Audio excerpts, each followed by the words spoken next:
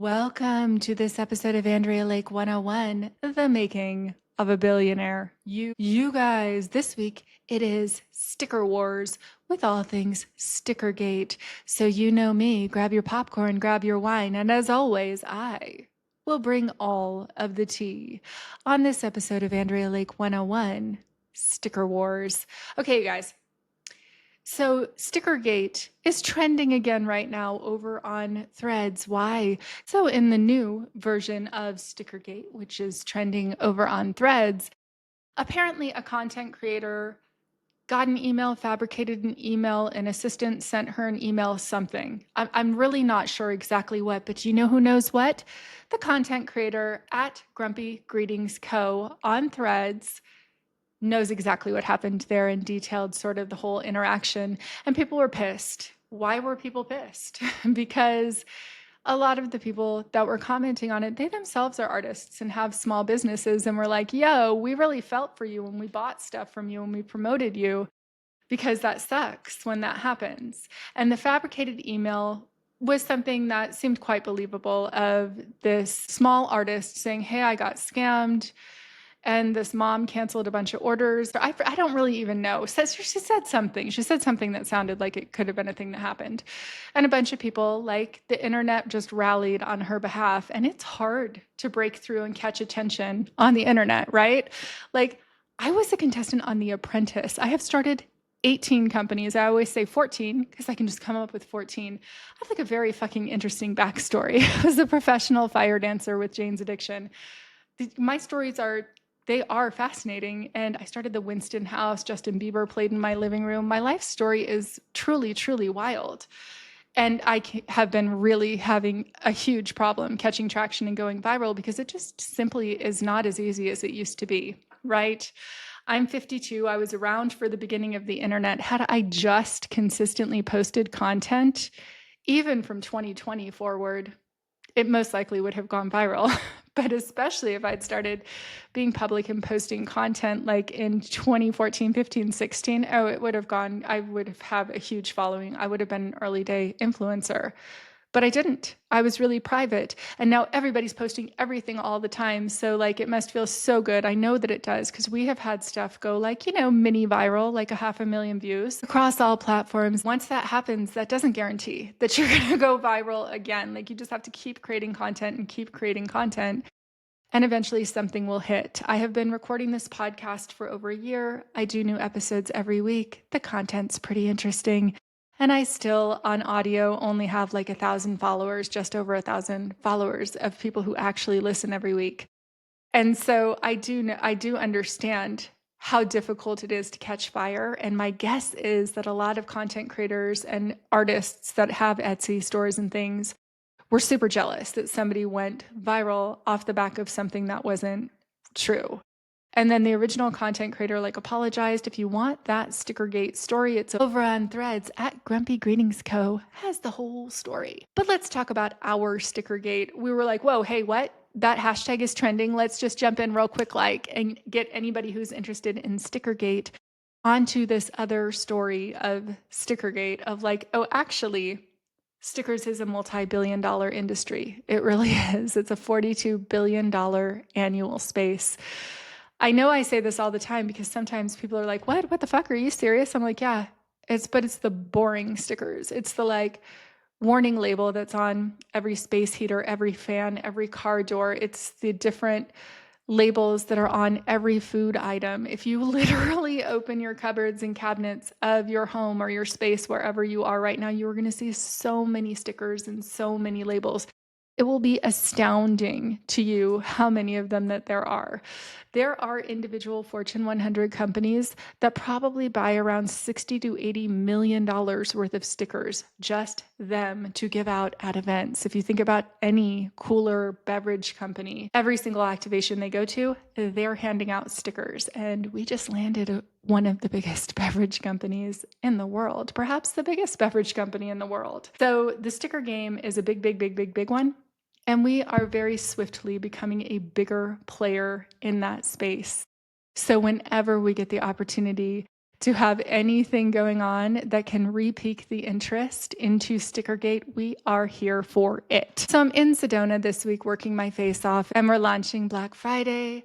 And I'm also re-listening to a lot of the older podcasts because we're splitting this podcast out. Andrea Lake 101 will be the sort of deeper dive of everything that I'm up to in the week, because StickerJunkie is not the only business that we are regrowing and recreating. So I've started so many companies, and I'm re-rolling all of them out over the course of the next 7 to 10 years. And we have a really hardcore 5-year trajectory on StickerJunkie. So StickerJunkie right now does $2.4 million in annual revenue. The day that I walked back in the door, it had done $438,000 in the previous year. That is terrifying. That's yikesy. At that time, it cost $1 million a year to run that company. So I was losing like $1,521 a day in that company for a very long time. And right now, the company is like basically break even, some months below break even, some months above break even, because right now it does cost us a couple $1 million a year to run that company. That's just how much it costs. We bought all new equipment. We have been continually onboarding new equipment, new people, and getting all of our ducks in a row and our processes in place and getting all of our compliance in place, all of which is profoundly expensive. And we are right now in that company just at the jumping off point, just at the precipice point, where we are just about to double our sales truly, like within the next couple months, with the clients that we actually are onboarding and closing right now. We are having conversations with huge, massive clients. But do you know who we really need? We really need more clients that buy anything over $1,500 a year in stickers. And we have a ton of those right now.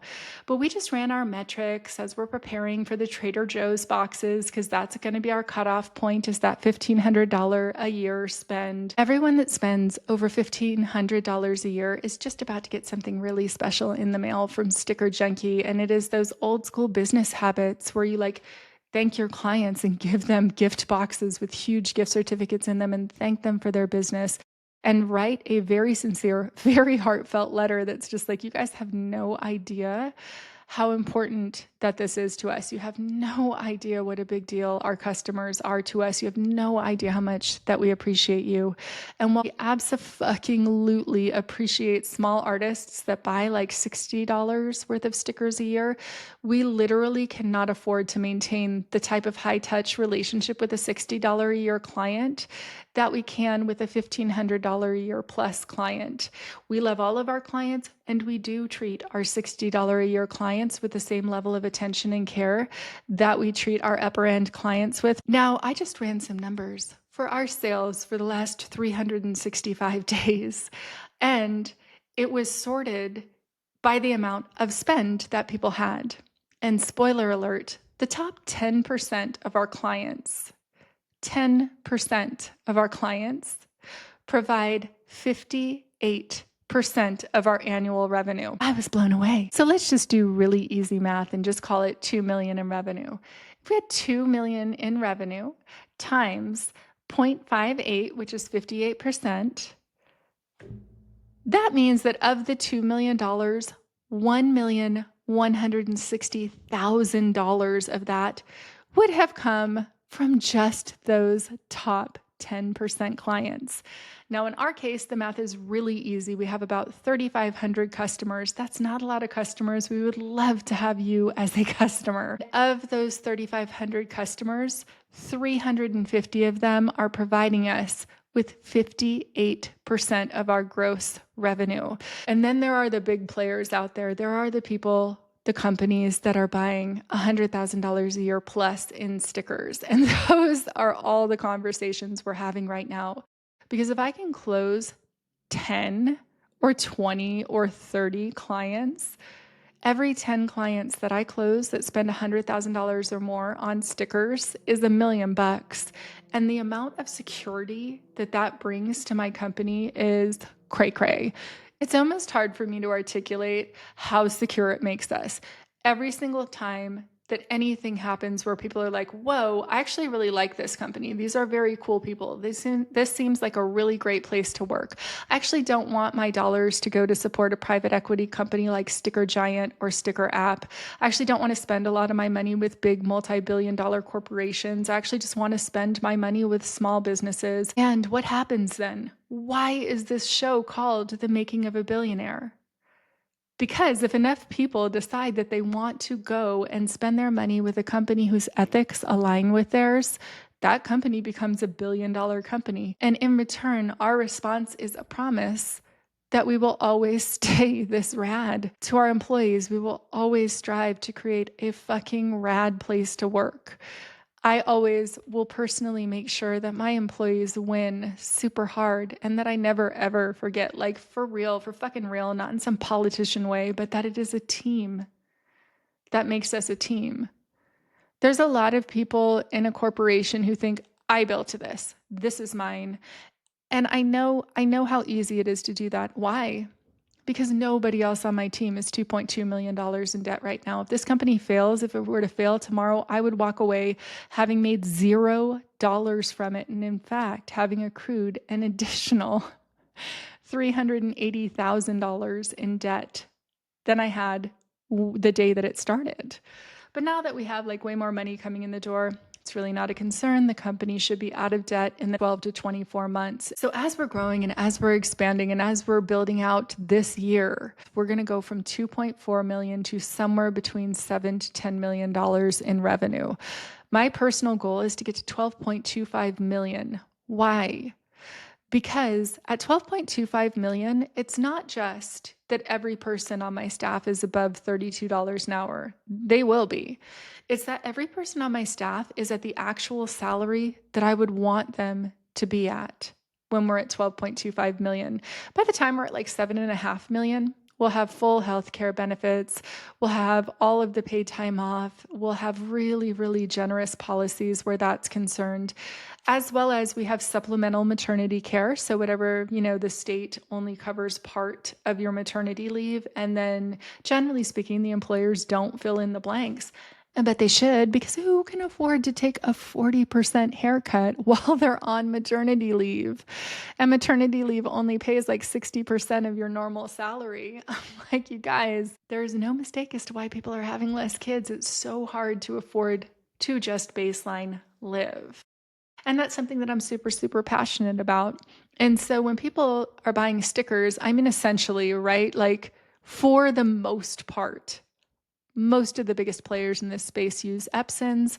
There's 3 different material companies, and all of us use one of the 3, and they're basically the same quality, all of them. We did find a new material supplier, and their quality is slightly higher than the material that we've been using. It also has a higher outdoor rating than the material that we've been using, and so it does look like we're going to go ahead and switch to that material supplier. But like all of it's pretty similar. If you get something from Sticker Mule, it's going to be pretty similar to what you're getting from us or from Sticker App or whoever. It's going to be a pretty similar product. So when I'm talking to my clients, I really just convey this to them like, look, if you're buying from Sticker App, then you're buying from a multi-billion-dollar private equity fund based out of Europe. If you're buying from StickerGiant, then you're buying from a multi-billion-dollar private equity fund that's based out of the United States. If you buy from Sticker Mule, then you're buying from a guy who laid off 68 people out of his 1,200 person staff. And then just like a couple of days later, flew to Mar-a-Lago and gave a $300,000 statue of Donald Trump to Donald Trump, who just wrote an article about Trump derangement syndrome, like calling everyone who doesn't agree with Donald Trump deranged and giving them a 5-step plan to apologize. You can go Google the article. If you type in Anthony Constantino, Trump derangement syndrome, it'll come right up.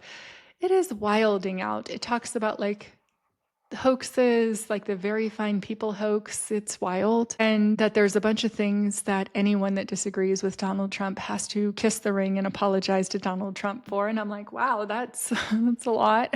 And if you're buying from Sticker Mule, I mean, we have thoroughly canvassed their love of the word retard. Let's don't. You're allowed to say that word. Freedom of speech is a real thing. I just said that word. I also said let's don't after I said that word. So, to be buying from a corporation who, with their actual corporate marketing dollars, is wanting to bring back this word that has been identified with bullying, with hatred, with name calling. I have a potty mouth. And so, cool, cool. I call people asshole all the time. I call myself an asshole when I'm behaving like an asshole.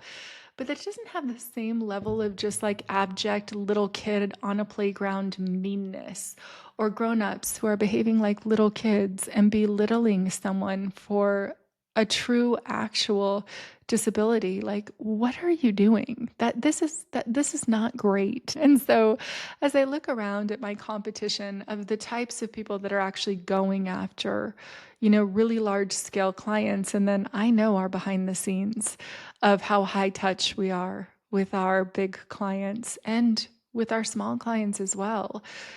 We love our clients. I love my clients.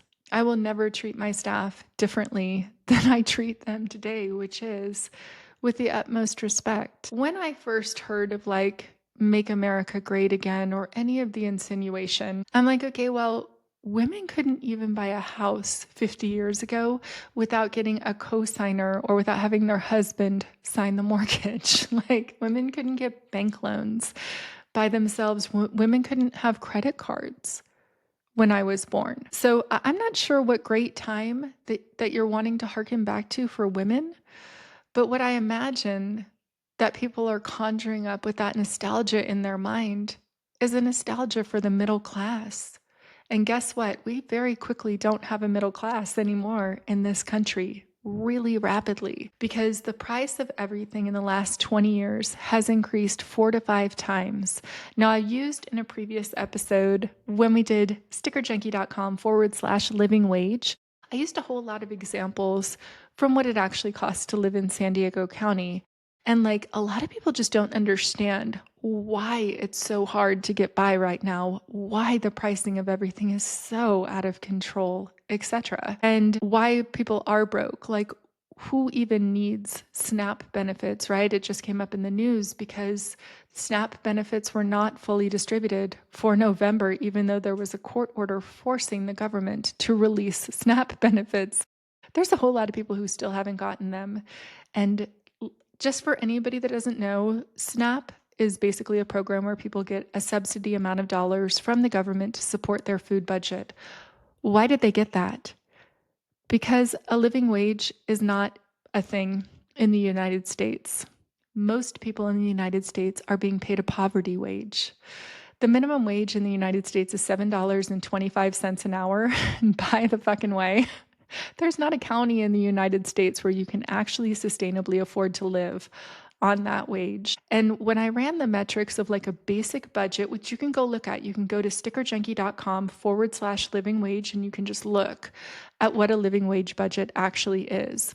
So I created a budget so everybody could just fill in the blanks on their own budget of like, hey, what do I actually need in order to just baby barely get by, to be comfortable, and to be thriving? So there's 3 different budgets.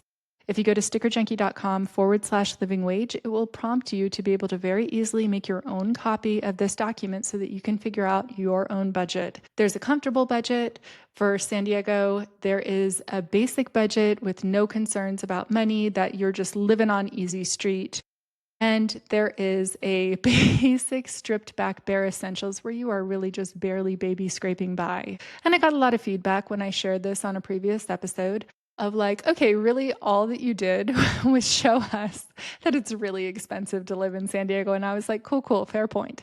So then I made the same 3 budgets for Chicago, Illinois, as well as for Jackson, Mississippi. If you're listening on audio only, I'm actually sharing the budget and some spreadsheets on YouTube because y'all know I'm a spreadsheets kind of a gal.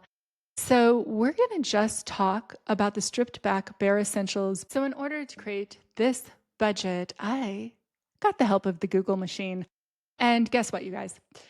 Groceries basically were the same no matter where you live in the country, which was truly shocking to me. Utilities, average utilities, basically the same no matter where you live in the country. Rent, hugely different. So, because the average rent of a 2-bedroom apartment in Jackson, Mississippi with a roommate, so this is like for a couple that's living together or for somebody that just has a roommate, your average mortgage or rent in Jackson, Mississippi is only going to be $570. I still include stuff like a car insurance and a car payment. But if you're just like, hey, so what is it like to really get by? I don't have a car, I don't have this. You can just go download your own copy of this at StickerJunkie.com/living wage. And you can just pull out anything you don't have. Like, I don't have kids. And so I don't have the cost of childcare included in my basic budget. But I do have a pet in there, so you can just maneuver this around in whatever you want. However, spoiler alert, nobody's doing well. The minimum wage in San Diego is $17.25. And the average rent in San Diego for a 2-bedroom apartment is $2,900, $2,903. So your rent, if you have 2 people sharing a 2-bedroom apartment, is going to be $1,450. And it goes on from there, a couple $100 for utilities. I did put in $100 for padding, which realistically, you're not going to have the $100 for padding. I put in $100 for entertainment and fun, eating out, etc. $20 for the gym if you want to get a really stripped back gym membership, if that's important to you, etc. So all of this came out on a no frills, like you don't have healthcare insurance because you can't afford it. You don't have any money for childcare. You truly cannot afford to have children. There's no possible way that you can afford to have children. But spoiler alert, people do have children on a minimum wage salary. I do not know how they get by. Very often they're living with family members or they're tripling or quadrupling up into housing, etc.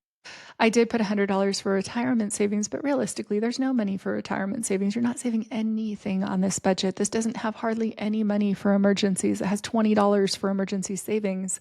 So, like, I just got a crack in my windshield and it had to get replaced, and it was $380. And then I needed a specialty part for it, which was another $180.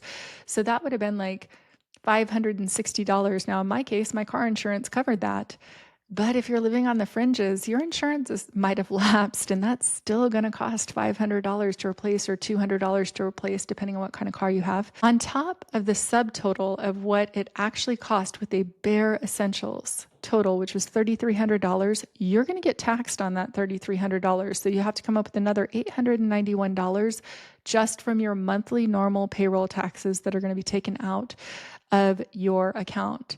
And so actually what is necessary to live is going to be $4,191 monthly in San Diego County, except for you are not making that much in San Diego County.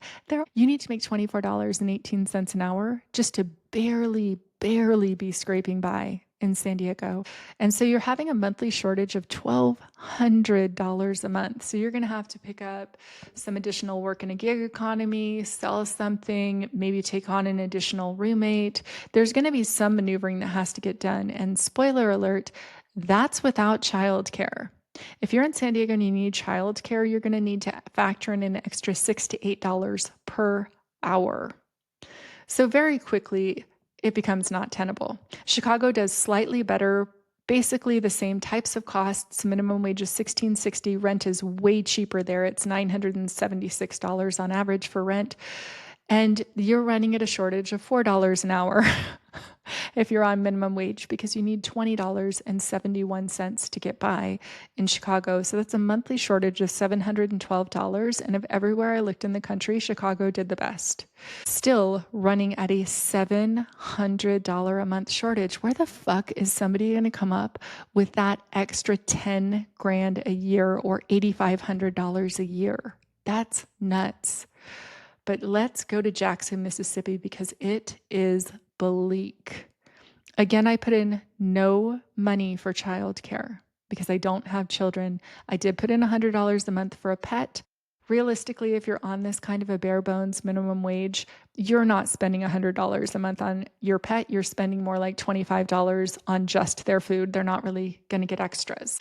I put in $20 a month for subscriptions in case you have, Netflix. I forgot to put in a cell phone, which that's going to be a bill. There's no money in here for a clothing budget or for uniforms or for new shoes. There's no money for any extras. There's no money for a new winter coat. There's no money for anything in this budget. And yet still, this budget at a subtotal is $2,300 but you're going to be taxed on that. Now, in this case, you're probably going to be taxed at a little bit lower of a rate than what I put here, but you need to come up with about $3,035 a month just to live. And spoiler alert, we're going to do a little calculator trick real quick. There are 2,080 work hours in a year. And if you're making $725 in Mississippi, what you actually need in a year to live is $36,000. That's actually what you need to scrape by in Mississippi is $36,000 a year. But if you're making $725 an hour, you're actually making $15,080 a year before tax. After tax, because you're only taxed 7% if you make that low of an income. So you're going to multiply that $15,000 by 0.93. That's what's left after you pay your Social Security tax and Medicaid tax. And you're left with $14,024 a year, which means if you have 2 full-time jobs in Jackson, Mississippi, 2 full-time minimum wage jobs, and you're working 80 hours a week in Jackson, Mississippi, you are still going to come up short by $342 a month. Am I kidding? No, I am not. Is that bleak? Yes, it is. That is criminal. To barely be scraping by with $570 a month in rent with no kids, you're going to come up at a monthly shortage of $1,778. That is more of a shortage than you make if you make $7 an hour in Jackson, $7.25 an hour minimum wage. You make $1,254 a month, but it costs $3,000 a month to live. So what the fuck are you going to do? Good question. You're running on an annual shortage of $21,339 a year with a full-time job. If you have 2 full-time jobs in Jackson, Mississippi, you are still coming up short by $342 a month. That's before you include childcare. Childcare is incredibly inexpensive in Jackson. It's one of the least expensive areas in the country to get childcare. I was astonished. It's about $601 per month. Divided by the 4 work hours in a month, you're getting childcare for about $3.47 an hour. So you don't need to make $17.51 in Jackson. You need to make $21 an hour in Jackson if you have a child. A lot of times people are like, oh, people are abusing SNAP. Donald Trump himself just placed a thing on his Truth Social saying that people are like abusing SNAP. I'm like, it's $187 a month per person. The average per household is $351 per month. I would love to remind you that a stripped back, barely making it food budget is about $480 a month. So this is just a supplement. This is extra. This is extra that is being paid to people who work actual real jobs, who are working full-time. In many, many cases, 86% of adults who are not actually disabled or elderly and can work and are on SNAP benefits are working full-time jobs, sometimes more than one full-time job. And if you make just like a little bit over whatever the assessment is, you don't get your benefits anymore. It's cuckoo pants crazy. In some cases, when people have 2 or 3 kids, the childcare is so expensive that if you had a job, you actually would be making less by going to work than you would by staying home and being on public welfare or assistance and SNAP and all the benefits. So when people say, oh, people are abusing the system because they just want to stay home and be lazy, I'm like, the system is abusing them. We have elected politicians in this country, Democrats and Republicans, who have not raised the minimum wage in 16 years. And it was already only $7 an hour. And like people kind of forget, I'm Gen X, I'm not that old. You used to be able to work a minimum wage job and have a life and have an apartment and be able to go do whatever you wanted. And you could afford to buy a car and you could afford to go to the movies and you could afford to go to professional baseball games. You could afford to go to concerts. I saw Beck in concert for $6.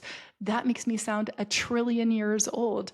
But it's just insane, the quantity by which people are not getting by in this country. And then you look at the percentage of our budget that we spend as a government to make sure that people have enough to eat.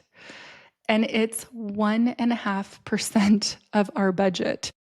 And right now, we as a country just gave a $1 trillion tax break to the wealthiest people in the country while we simultaneously stripped out healthcare benefits, safety nets, food security for most of the country so that we could give the ultra elite wealthy people tax breaks. Why did we do that? Because it's incredibly expensive to run a political campaign. And so billionaires and large corporations and large special interest groups lobby to get their dudes in office. And a lot of those people, not all wealthy people, but a very lot of them think it's like in vogue to cheat your taxes in some way and to not pay taxes and to find every single loophole that you can in taxes. And they pay politicians to write beneficial tax code exactly like what just happened earlier this year when the ultra wealthy people got a $1 trillion tax cut. Well, you guys, you know that I'm a member of the Global Economic Institute. This is what that looks like. Right now, the IRS collects $5.5 trillion a year in taxes in the United States, except for that it costs the United States $7.1 trillion to run the government. Is there waste in that spending? Yes, there is tons of corporate welfare. I would love to point out that corporations get more subsidies and welfare than people on actual welfare. They get all kinds of preferential contracts, they get all kinds of subsidies, and if they fuck up really bad, they very often get a bailout. It is wild. Why does it work that way? Because ultra wealthy people write the laws and ultra wealthy people get people in office. And I feel like a lot of ultra wealthy people have forgotten that we live in a community, that when we all were in lockdown, it was these essential workers that are scraping to get by, that were the ones that were the most in need. And we just treat them like garbage, like they are disposable, like it's their problem. And there is so much finger pointing of like it's their fault if they don't get by, it's their fault if they can't figure it out. And then sometimes people are like, they're abusing the system. And I'm like, yo, the system is abusing them. It is unconscionable that we have a whole system of government that doesn't ordain it into law that you have to pay a living wage, that if somebody works somewhere for 40 hours out of their life, that they should make enough to be able to live. I don't even know why anyone who runs any company literally just wants people to be like baby barely breaking even and baby barely scraping by. I want everyone to be thriving. I'm like, you should do a baseline salary like that and then add 50% on top of it because that's what it's actually going to cost to live. Why? I saw this like TikTok where this guy was like, this is a misuse and abuse of funds. This mom bought cupcakes that cost $27 and bought enough cupcakes for her son to take to that whole class to give them out. I don't want my tax dollars going to that kid's class to get cupcakes. And I was like, what the fuck? But you have no problem with $1 trillion in tax breaks to multi-billionaires? That's not what you think the problem is? You're punching downward to somebody that's poorer than you because in that person's perception, like just looking at them, that person probably made $28 or $32 an hour. And their perception is, why should that person have as much money as me? And I'm like, yo, you are asking the way wrong question. Because there's been a whole lot of billionaires who have owned every single source of media that you have seen for the last however many years. First it was newspapers, then it was the television, and now it is the algorithms on social media. And we are all being told over and over and over again to fight with each other about abortion or vaccines or immigration or something that we're just never going to see eye to eye on, instead of focusing on the fact the multi-billionaires are the only problem. And it's not even a problem that they're multi-billionaires. It's actually really not. Literally, if every multi-billion-dollar corporation paid their people a living wage, nobody would fucking hate them. Some people would hate them, because people be peopling, but like most people wouldn't even notice them because they'd be off living some fabulous life. And then a lot of people are like, well, they're drug addicts and they're this and they're that. And I'm like, oh, really? Do people like go home and drink alcohol or smoke something or take something to get them out of this miserable, desperate, struggling to survive situation that they have been put in by a super rigged system? The system is literally just rigged against them. And when you have people that just consistently lie and just say, this is going to happen next, and this is going to get better for you, and this is going to get better for you because of this, and this is going to get better for you for this, while simultaneously literally writing zero legislation to make that happen. And the average person is so tired and so broke and so busy that they don't have time to go read the bills and see what they actually say. So then they listen to some commentator on social media. Well, guess what? On all sides, that commentator makes more money when they say something hyper incendiary, super angry, really volatile, really argumentative, really angry. That's going to get more clicks and more watches and more views, and they're going to get paid based on how many views they get. So you have these people who are highly financially motivated and incentivized to stir up chaos, to make people argue with each other. And meanwhile, the billionaires are running away with their $1 trillion tax cut that they just got. It's crazy. I was looking really deeply for this episode into examples, and I landed on Walmart. This is an example I've been thinking about for years. So Walmart actually has been trying to fill in the pay gap recently, like they really have. And they pay on average between $14 and $19 an hour, depending on where they are in the country. Except for that, that is not enough to live based on where they are in the country. So even if you're making $14 an hour in Jackson, that's not going to be enough to live. If you have 2 kids and you live in Jackson, and you're going to be living with a roommate, you're not going to be able to be living by yourself. You need to really, really be making like $21 or $22 an hour. If you're in San Diego, that number just is way higher. So as I was looking at the example of Walmart, which is paying between $14 and $19 an hour, which is a poverty wage. And the thing is that like so many people are not badly intended. So many boomers, virtually all boomers, and so many Gen Xers legitimately just don't understand how somebody making $19 an hour is that actually is a poverty wage. That is a scraping by wage. That is like, you are not safe. You are not comfortable. If your car breaks down for $400, or if you go to the vet and you get a $300 or $400 vet bill, you might be in the position where you're going to need to put that animal down in some households, especially if you have kids. This is not a safety getting by kind of a wage. And this is at a foundational level, needs to be solved at a government level of imposing an actual wage that people can actually live on. That is the only solution to that. Okay. But I was like, wait, how can I help to do my part within that? And it's that within my companies, I can prioritize making sure that everybody makes a living wage. We don't have that right now. We're making $2.4 million in revenue. We need to get to 7 million in revenue before I can reasonably afford to have everybody making $32 an hour plus. We need to get to 4 million before I can implement healthcare. I believe that we'll be there by January or February of 2026, taking a little bit longer to actually get to that $4 million level, because a lot of the really, really large Fortune 100s and Fortune 500s that we're closing are just taking longer to sort of implement our system throughout their corporations. But as soon as they do, we will be hitting that level where everyone is on healthcare, and I will let you guys know about it. But as I was looking in Walmart, I was like, well, really, your minimum wages need to be $7 higher than that. Walmart's minimum wages need to be between $21 and $26 an hour, need to be between $21 and $26 an hour, just baseline for people to get onto that just barely scraping by level. Right now, they're paying poverty wages. They're paying wages where you do have to have Medicaid, you do have to have SNAP benefits. And so as this dude on TikTok was like criticizing this mom for giving her kid a birthday, I'm like, what kind of fucking monster are you? Are you serious? Except for he's not a monster. In his mind, I'm sure he's like, but I make $28 an hour. Why should somebody that's just a cashier at Walmart make $28 an hour? And I'm like, brah, you should be making 4 or 5 times as much as you were making 20 years ago. If you were making $18 20 years ago, you should be making between $64 and $80 an hour now. That's how much you should be making to have an identical amount of spending power as you did with $18 an hour 20 years ago. That truly is how much higher the pricing is. And so I went and ran an assessment. So when I was thinking like, oh, Walmart needs to increase their wages by $7 an hour, because they really fucking do. They really fucking do, as one of the biggest employers in this country.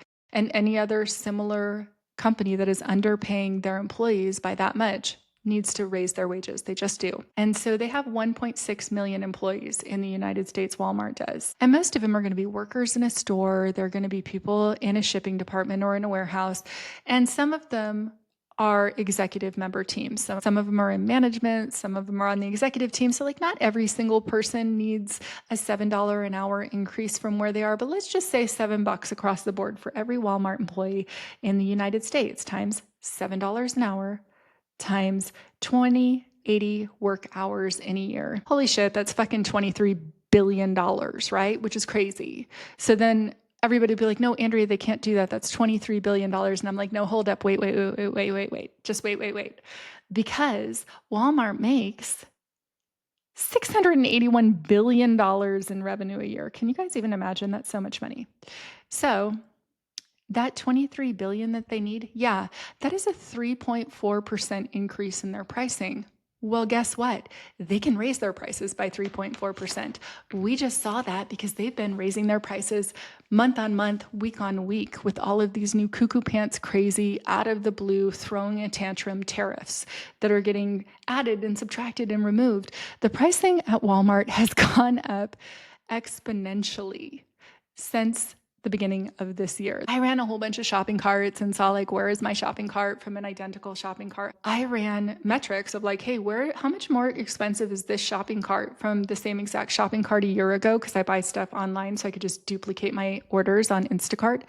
And it is up 20%. It's actually up 23% is what my personal carts were up over last year. Over last year, you guys. And there has been zero pay raises, zero raise to the minimum wage. And nobody's talking about any of it. And now all of a sudden there's all this content coming out on social media, on the news, etc., about how people are abusing the system. I'm like, yo, they are being abused by the system. They're not abusing anything. The system has got to change. It has got to fall of its own economic weight. And the problem is not that the billionaires are billionaires. The problem is that they are leaving the bottom 30% starving and the bottom 67% struggling to get by. It is crazy and it must change. And so I don't have the power to go change the whole government, but we do. All of us do. I have this dream that we would just elect all economists to run the United States government, and then we could go back to actually having a thriving middle class. We really could. That is an actual possible thing. We would have to fix the overexpenditures in the healthcare system. We would have to go in with a fine-tooth comb on a bunch of stuff. But if you just had a bunch of economists instead of having people who are just screaming at each other, and as a matter of fact, just are cool, just like shutting down the government for months. It's wild. And literally are so polarized that they can't agree with each other. Now is the time for a moderate, reasonable third party to come in and run a government on what economically makes sense for the team, for the whole team of everyone in the United States. And not just for the like 50 or 100 wealthiest families in the United States, which is basically who the country is working for right now, the ultra elitely wealthy. And then you have a bunch of people who have like $4 million net worth who are like getting some kind of little teeny tiny benefit. And then everyone else is struggling. And outside of that ultra elite wealth class, the government is not structured for you. So I have heard a lot of small business owners say, I support this or that party because they're there for the business people. And I'm like, only for the billion-dollar business people, not for you. Not for the companies that are making $10 million a year. That is not who they are for. The government is passing laws and regulations for multi hundreds of millions of dollars, millionaires and billionaires. That's who's benefiting from this current system that we have in place and the current laws that are being put in place. And it is on the backs of everyone else that is happening. And we have got to change that in some way. And it is why I'm so passionate about inspiring other companies like Walmart, to take the plunge and just say, hey, look, we know it might be hard for some people if we increase our prices by 3%, but right now they are very non-transparently increasing their prices exponentially to keep up with these insane tariffs. It's wild when you look into the economics of it. If you understand what you're looking at, the whole thing is horrific. And it's getting exponentially worse. And nobody is taking the healthcare reform steps that have got to be taken, which is to cap the size of outsized lawsuits in the healthcare system. Like, there's so many very easy things that we could do in the government, but they're not easy. Why are they not easy? Because the healthcare lobbies are multi-billion-dollar organizations that are going to fight tooth and nail so that you don't reform them and so that they can continue to skyrocket the price of healthcare. The whole system, like the swamp, does need to be drained. And spoiler alert, the opposite of that is happening right now. The exact actual opposite. And you see it when you go into the grocery store. And you see it when you go, if you think that I'm wrong, if you think I'm just fucking making this up and this is all bullshit, go in to StickerJunkie.com/living wage. Download a copy of the budget, fill in what your own numbers are, and you tell me how much people need to make to just scrape by, and then tell me what we need to do to fix it, because right now the whole system is broken. And who thought that stickers would be a lightning rod for politics in the United States? But right now, they just sure are. So thanks for joining on this week's episode of Andrea Lake 101, The Making of a Billionaire. What will I do with my billions of dollars? I will just reallocate all of it. And when I have a company, even if we were to build StickerJunkie to do $1 billion in revenue, very first of all, that would not be $1 billion in profit. And very second of all, we would hold 22% payroll for my employees. We will continue to give back to the extent that we can in the communities that we do business in. And we will pay all of our taxes and not try to ditch them. And we will make sure that everyone in the company thrives. Everybody will be winning as hard as the person can win, but like for real, not just something that I'm saying to get elected into a political office, because that's how it should be. When you contribute your whole life and you give a 30-year career to your company, you should have a retirement from that. You should be set for life from that. You shouldn't be struggling if you give 30 years of your life in a full-time position at a company. Are you fucking kidding me? Boomers had that. A lot of Gen X had that. And that's the last generation who even had a chance to have that. Let's bring that part back again. But you can't have people who don't have a long-term plan in office and do that. You need to elect boring ass people that have a tangible, understandable plan that they can explain to you for how you're going to be able to afford to have kids, to afford to buy a house. And instead of convincing someone that's making $28 an hour who absolutely should be making $70 an hour, instead of convincing them that the problem is someone making $7 an hour, or someone who even is making less than that, picking lettuce in the fields, that person is the problem. Let's all of us look at where the real problem is, because it is becoming more and more obvious every day. We truly need to rejigger the way that this whole country is run, and neither one of the parties has done a good job. Otherwise, we wouldn't be in this position right here. Anytime that somebody is polarized on two sides, as soon as somebody says, well, I've looked at both sides of this, I'm like, you have already lost then. You are not a critical thinker if you are looking at both sides, because the moment that you forget that there is a field of information, that there's not two fucking polarized sides screaming at each other of information, that there is this whole area, expansive field of all of these different factors that have to happen in a different way for the society to change. One side is not all the way right and the other side is not all the way wrong. And a lot of great stuff is happening at all times in the world, and a lot of very terrible, fucking terrible economic shit is happening in this country. And we need an entire sea change in order to make it better. But we really can do it. We just need to have like boring ass economists and like people who actually can have a conversation and come up together with a long-term plan.